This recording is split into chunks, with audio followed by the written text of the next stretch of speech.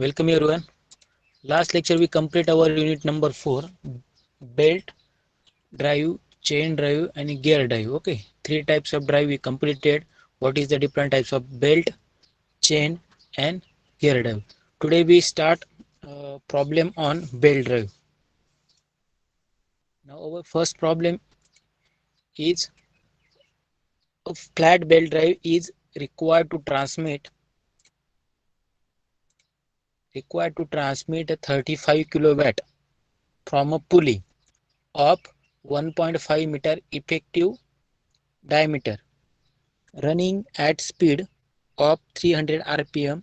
The angle of contact is spread over 11 by 24 of the circumference. Coefficient of friction for the surface is zero point 0.3. Okay, this is our numerical and they are given some data related belt drive. Okay, belt drive transmit power is P is equal to 30.535 kilowatt. Okay, then 1.5 is the diameter of effective pulley, means our driven pulley. Small d is equal to 1.5 meter. Then also given a speed are 300 rpm. Okay, speed of pulley is n, indicated by n. Then also given angle of contact. Last lecture me last lecture we discussed the what is the angle of contact between open belt pulley, cross belt pulley. Okay, then they are given a belt drive angle of contact are 11 by 24. Okay, now given data P is equal to 35 into kilowatt, we convert the kilowatt into watt. 35 into 10 raised to 3 watts. Okay, then diameter of pulley d is equal to 1.5 meter. Then the speed of pulley n is equal to 300 rpm. This is the given data. Then what is the angle of lap? Now angle of lap formula theta is equal to given of angle of contact is 11 by 24 into 360. Okay, we calculating the theta's value 11 by 20 into 360. Calculating calci. Okay, कॅल्सी मध्ये value तुम्ही put करून calculate करायचं आहे. ते calculate केल्यानंतर 11 by 24 into 360 is equal to 165 degree. Angle of lap is indicated by degree. So convert degree into radian. Now theta is equal to radian means pi by 180. Okay, डिग्रीचं radian convert करायचं असेल तर त्याचा formula आहे pi by 80. Okay, now 165 into pi by 80. Now theta is converted into radian. So theta value is 2.8797. This is a radian. Theta means angle of lap. Okay, we calculate the angle of lap for given data. Now we calculate next term is coefficient of friction. Also coefficient of friction formula is T1 by T2 is equal to e raised to q theta. Okay, the value is coefficient of friction value is 0.3 and theta value is we are calculating angle of lap. Theta is equal to 2.87. Okay, putting the all the two values in T1 by T2 equation. Now e raised to 0.3 into 28797. Okay, calculator मध्ये आपल्या calculator मध्ये term दिलेली असते, E raise to term दिलेली असते. ती E raise to put करून त्याच्यामध्ये व्हॅल्यू पुट करायची ब्रॅकेटमध्ये 0.3 इंटू 2.87 पुट केल्यानंतर तुम्हाला त्याची व्हॅल्यू कॅल्क्युलेट ती किती होईल 2.3724. म्हणजे ई ची व्हॅल्यू किती येणार 2.3724 आणि हा T2 आहे इकडं डिवाइड आहे इकडं मल्टिप्लाय होईल. But T1 is equal to 2.3724 into T2. Okay, ही आली T1 ची value. Now we calculate the power. Also given power is a 35 watt. 35 into 10 raised to 3 watts. Now formula is T1 minus T2 into V. V's formula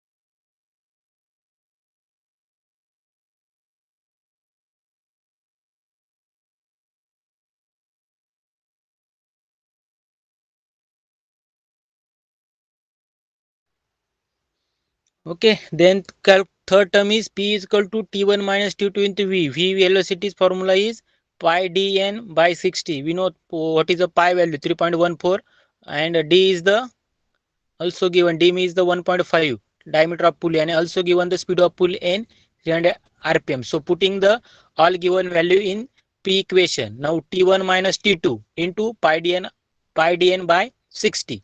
Now we know that what is the power transmitted value are given 35. Okay, 35 into 10 raised to 3 is equal to, also we calculate the equation C, equation 2, we calculate the T1. T1 is equal to 2.37 into T2, putting this value here. Now minus T2 into pi into 1.5 D value, diameter of pulley and speed of pulley, and by divided by 60. Okay, all value are given, putting the all the value in calci and calculate the T2 value. Okay, हे सर्व value दिलेले आहे, फक्त तुम्हाला T2 calculate करायचं आहे. कॅल्सीचा use करून pi into 1.5 into 300 bye 60 calculate करायचं स्टार्टिंगला. त्याच्यानंतर इथे 2.37 T2 मायनस T2 कॅल्क्युलेट करून घ्यायचं. T2 असेल तो लेफ्ट साइड राईट साइडला, तो राईट साइड लेफ्ट साइडला येईल, आणि 35 गुणिले 10⁻³ आहे, 35 इंटू 10⁻³, तो याला डिवाइड जाईल. So T2 value is 1082.30 Newton's. This is a T2 value. Now T2 value calculate झालेली, मग आपल्याला T1 व्हॅल्यू कॅल्क्युलेट करायची. ओके, तर T1 व्हॅल्यू कॅल्क्युलेट करायला काय दिले, 2.37 into T2. T2 value calculate झाली, तर putting the T2 value in equation 2, तो 2.37 into 1082. So we calculate the and find out the T1 value means 2.37 into 1082. Now T1 value is 2567 newtons. Okay.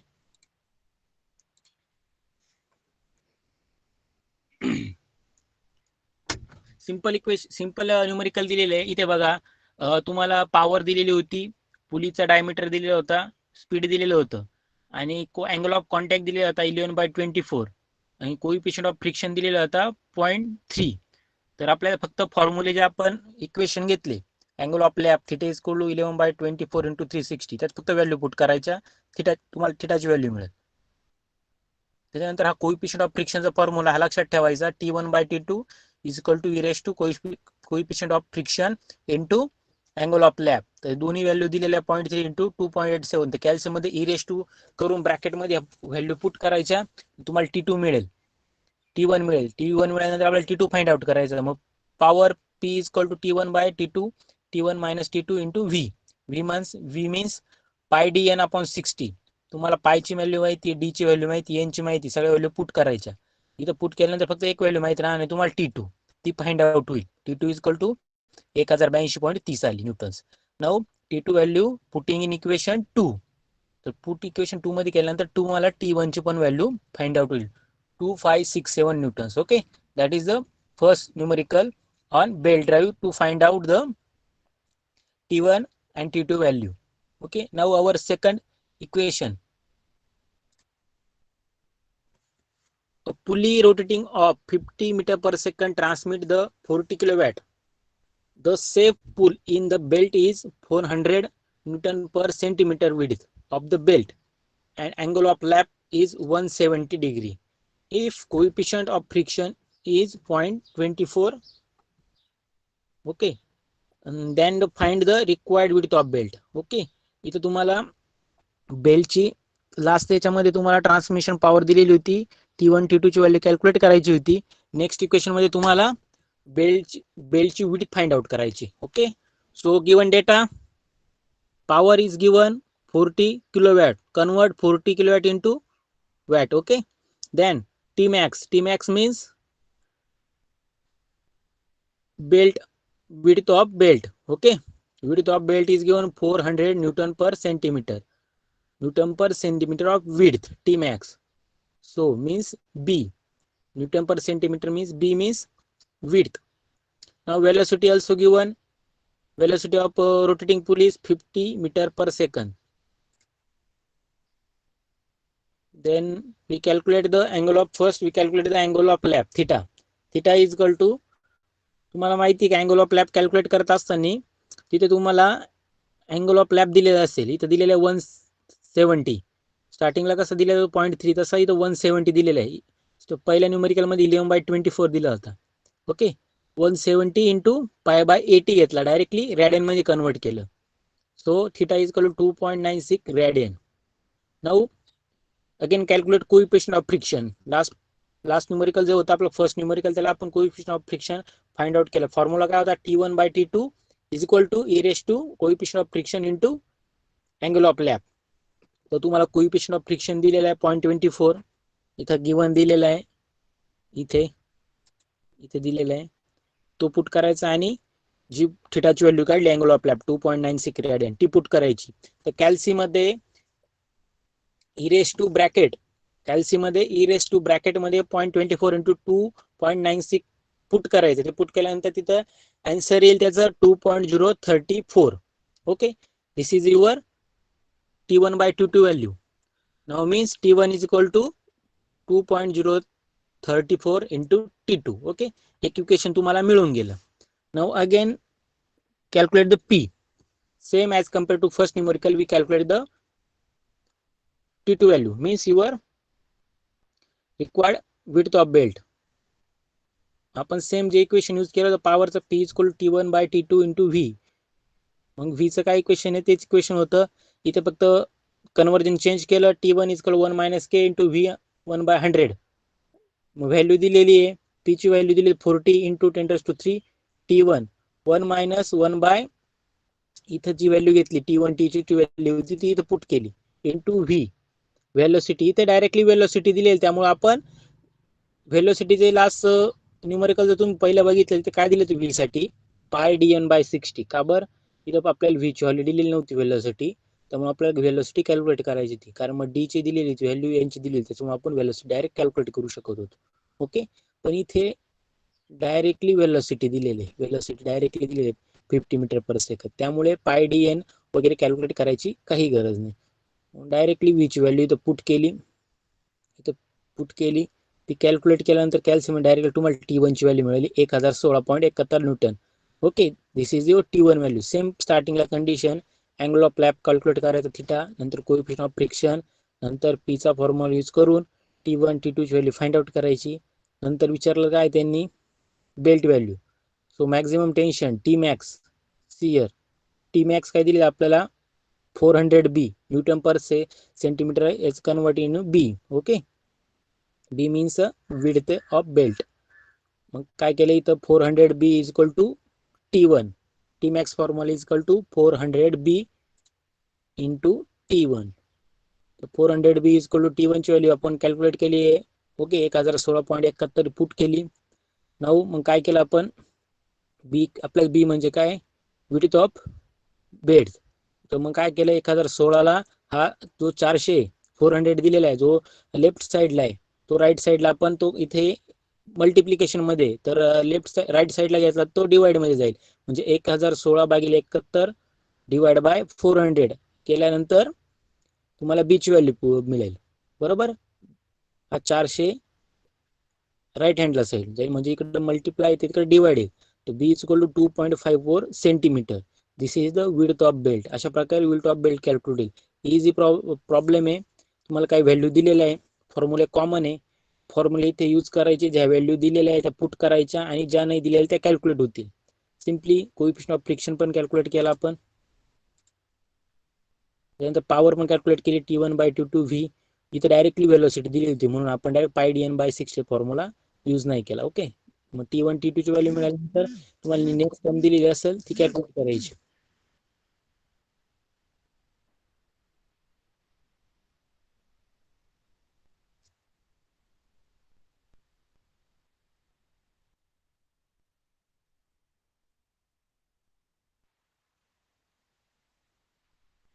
Okay, value calculate केली, बी 400 B is equal to 1016 दिली होती, याला divide केलं तर बी ची value means width of belt किती आली 2.54 centimetre. Okay, this is your second numerical. Now third numerical, and open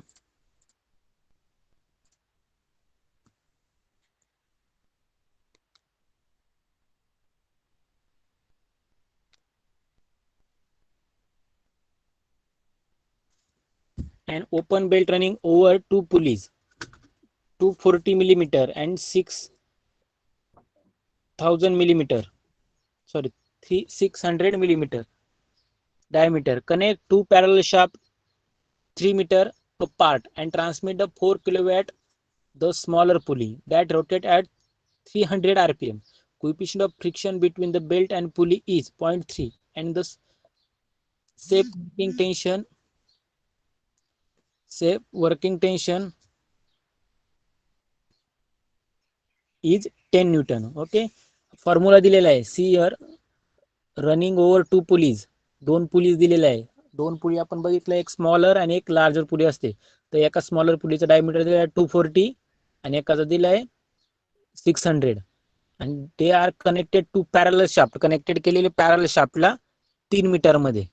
आणि पॉवर किती ट्रान्समिट करताय 4 kilowatt, means 4 × 10⁻³ watt for smaller पुलीला एवढं पॉवर ट्रान्समिट करताय.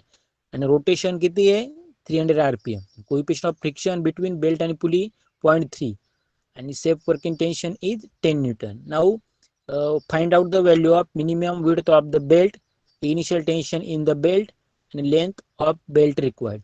तर तीन कंडिशन फाइंड आउट करायला लावलेलं आहे. First is a minimum width of the belt and initial tension and length of the belt. So first we calculate the first value, minimum width of the belt. The minimum width of the belt चा formula V is equal to, हे फॉर्म्युले, हे constant फॉर्म्युले हे equation मध्ये दिलेले आहे. हे सगळ्या ठिकाणी कॉमन यूज होतील. ओके, ज्या ज्या व्हॅल्यू फाइंड आउट करायचे असतील ते. Now minimum width of belt V is equal to pi into d2 into n2 by 60. This is the formula of minimum width of belt. कुठे पण तुम्हाला विचारलं minimum belt width of belt जर calculate करायचा, suppose तुमचा जर paper MCQ type असेल, म्हणजे हा आता सपोज लेंदी न्यूमेरिकल आहे, म्हणजे 4 मार्कला किंवा 8 मार्कला असतो. पण तुम्हाला जर 1 मार्काला न्यूमेरिकल असेल तर तिथं फक्त तुम्हाला शॉर्ट फॉर्म्युला दिला, शॉर्ट न्यूमेरिकल दिला जाईल. तिथं फक्त विचारलं जाईल तर calculate the minimum width of belt. तर तिथे तुम्हाला 3 गोष्टी दिलेल्या असतील रिक्वायर्ड व्हॅल्यू, आणि एकच फाइंड आउट करायचे असेल, कारण की तो MCQ टाईप असेल आणि त्याला वेळ कमी असेल, त्यामुळे तो इझी दिलेला असेल. फक्त जेवढा इथे दिसतोय मिनिमम विड्थ ऑफ बेल्ट फक्त V कॅल्क्युलेट करायचा, एवढाच तुम्हाला MCQ मध्ये प्रॉब्लेम येऊ शकतो. ओके, तर मग आपल्याला तो फॉर्म्युला माहित पाहिजे. V is equal to pi into d2 into n2 by 60. मग आता d2 किती दिलेला आहे आपल्याला, d2 म्हणजे तुमचा आला d2 म्हणजे तुमचा 2 पुलींचा डायमीटर. तर एक दिलेला आहे 0.240 mm, तर कन्वर्ट केला आपण सेंटीमीटर मध्ये 0.24. ओके, नंतर d2 चं सांगितलं होतं. ओके, त्याच्यानंतर RPM दिलेलं आहे, रोटेट ऍट 300 rpm. n2 म्हणजे स्पीड, त्या पुलीचं स्पीड दिलेलं आहे ते 300 घेतलं आपण, डिवाइड बाय 60. तर हे बघा d2 दिलेला आहे, n2 दिलेला आहे, पायची व्हॅल्यू माहिती 3.14 डिवाइड बाय 60. तर डायरेक्टली व्हीची व्हॅल्यू कॅल्क्युलेट झाली, वेलोसिटी ऑफ बेल्ट कॅल्क्युलेट झाला 3.77 metre per second. Okay, this is the velocity of belt. Now next T1 and T2. T1 means the tension in belt on the tight side and tension belt on the slack side. Okay, two side tension means T1 T2. Now maximum power transmitted, same formula, P max is equal to T1 minus T2 into V. You know V means the velocity of belt is given, value is 3.77 meter per second. Okay, and also we know the P max power transmitted 4 kilowatt, means 4000 watt.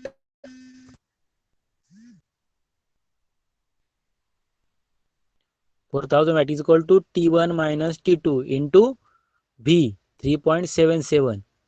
Okay, now they are given two values, P max and velocity. Now putting two values and arrange the equation.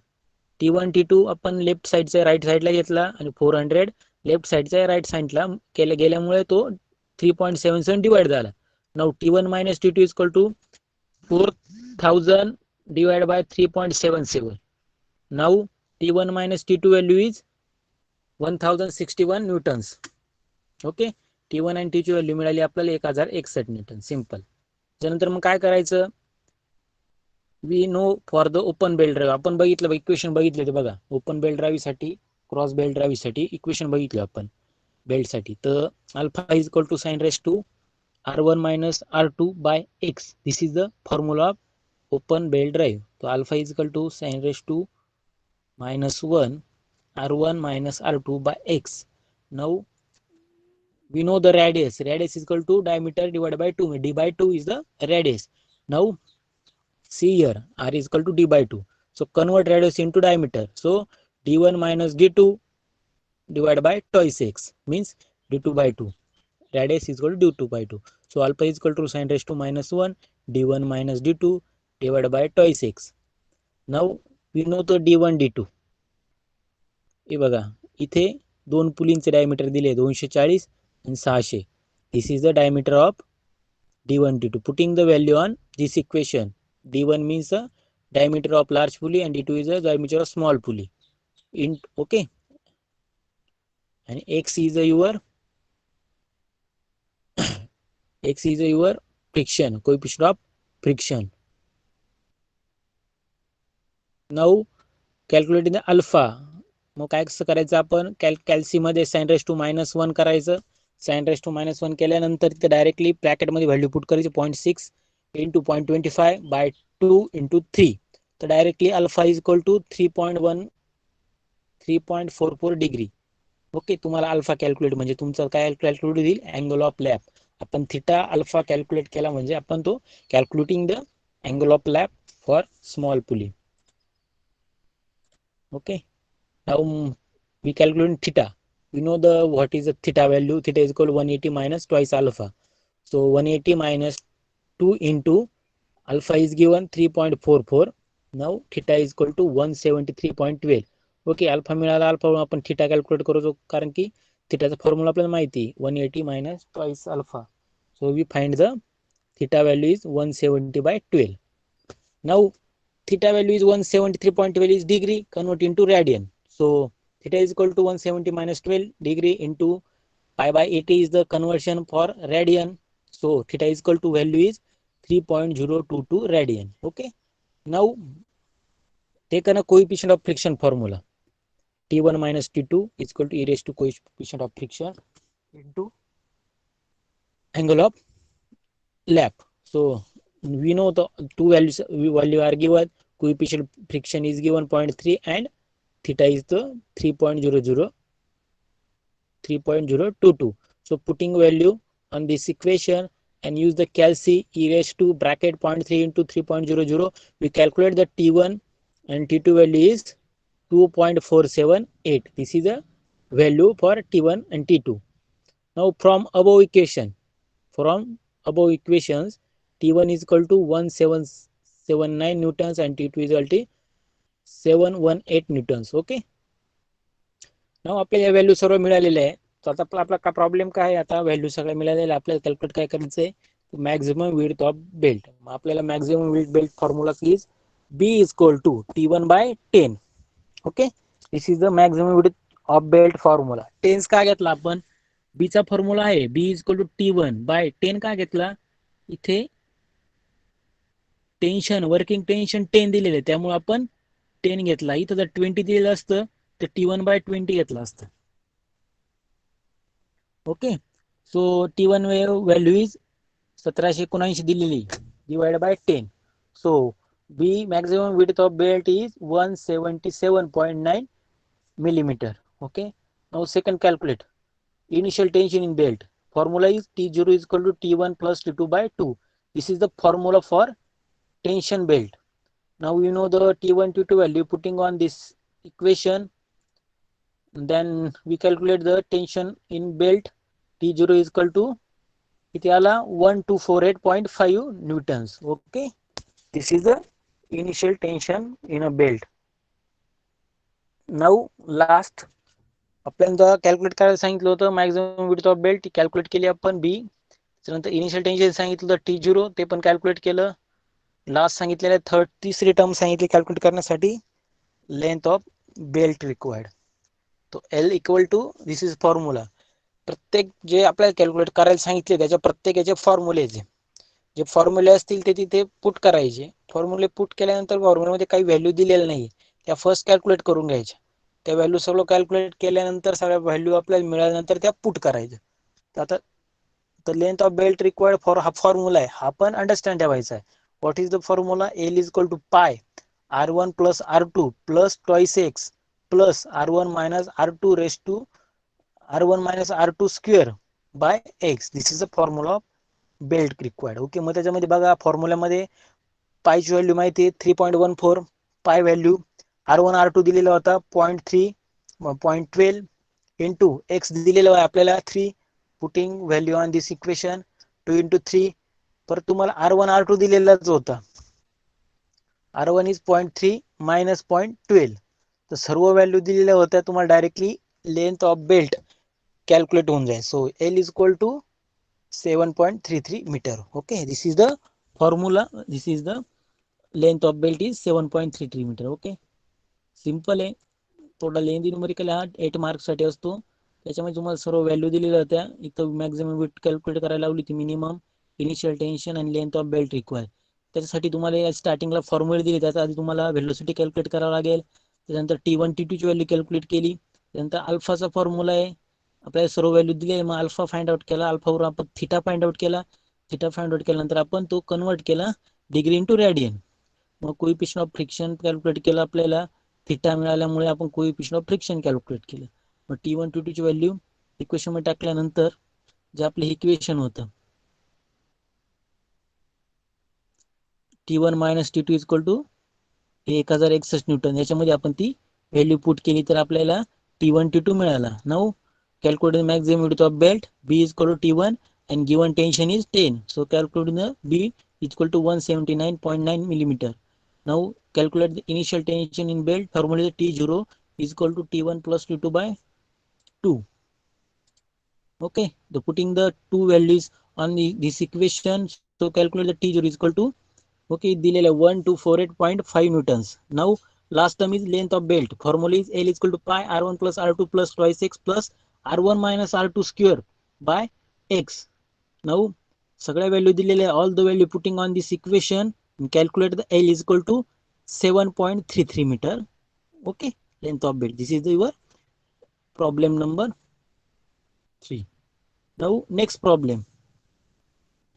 A shaft runs at 80 rpm and drive another shaft at 150 rpm through belt drive.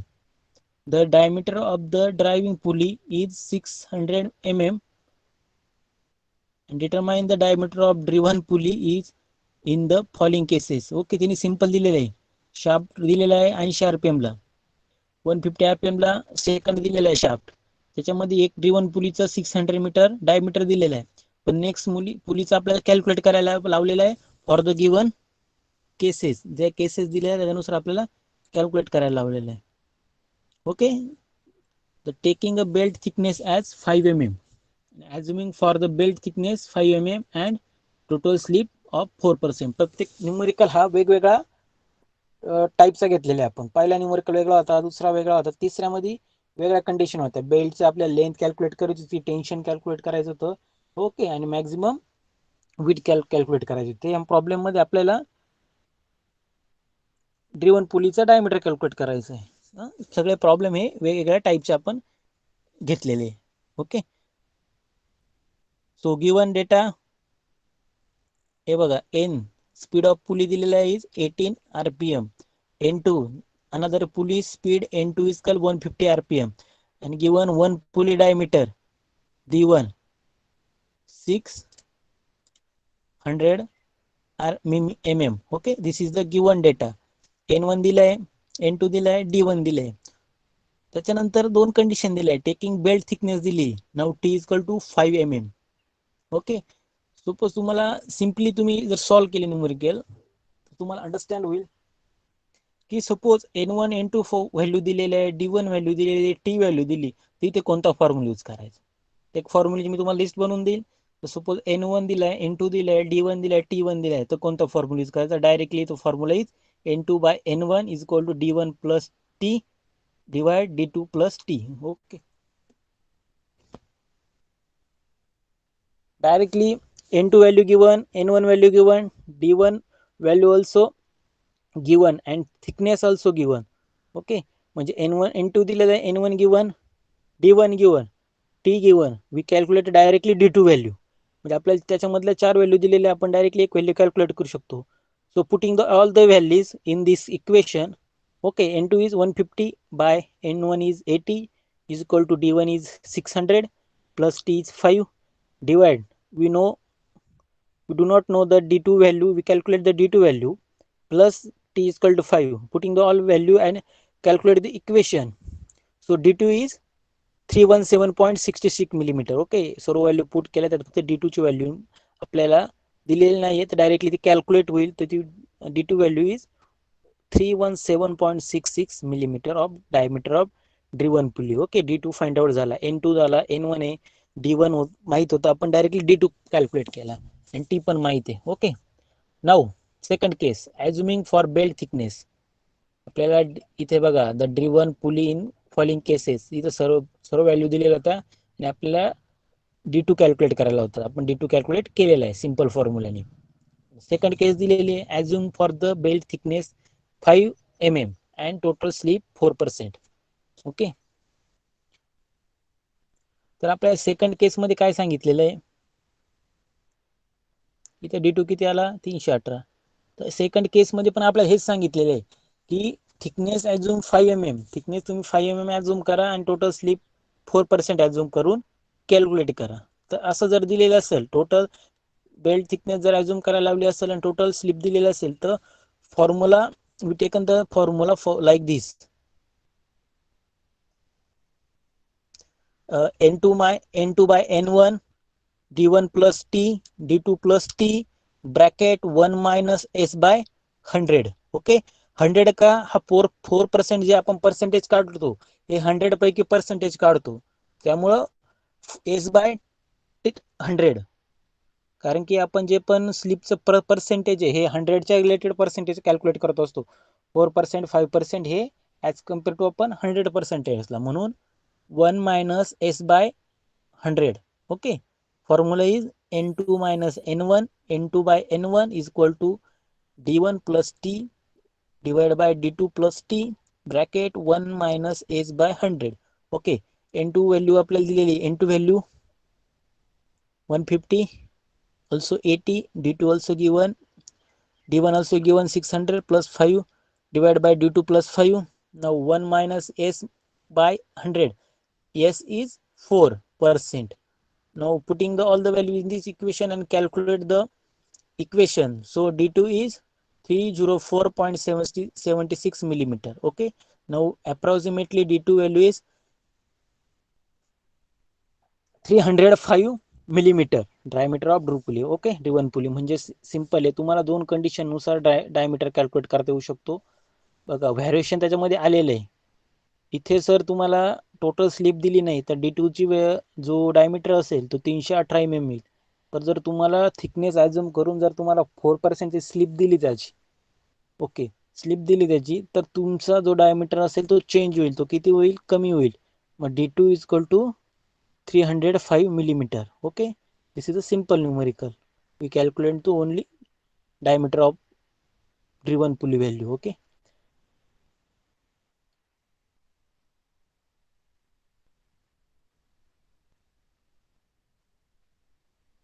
okay, we complete the 4 problem. Okay,